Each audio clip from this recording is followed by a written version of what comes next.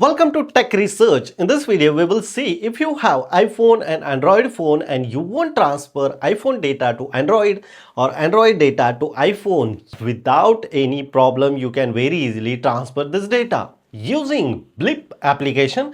The application available for App Store and Android Store as well. You just simply download this application. How to do it? Let's see. So let's see. First of all, just simply see here Blip application I install in Android phone. This is the Motorola G and this is the iPhone 17 Pro Max, and here is also I install the application like this. You just simply install this application and sign in using your email address, and very easy sign up process. Afterwards, just simply if you want share some of the photos, so I just simply select here some of the photos and I want send this photos in my Android phone.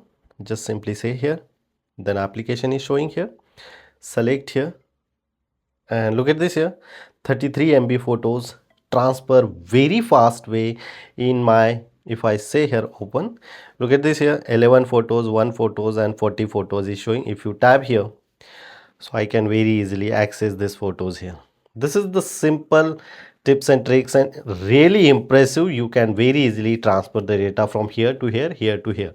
Now I will show you the transfer the data from Android to iPhone. So here is the photo. This is the collection. I just simply share here one photo. Look at this here, share option.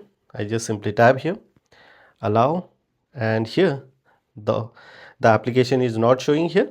Just simply tap here more, and here Blip, I just simply tap, and here is the iPhone. Automatically the application searching, waiting for accept in iPhone. The photo is here.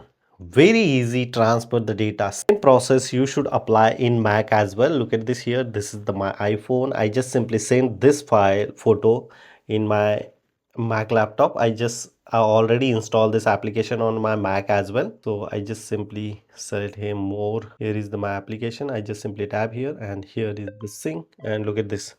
The photo is within second and you can open here directly. This photo comes here very easily.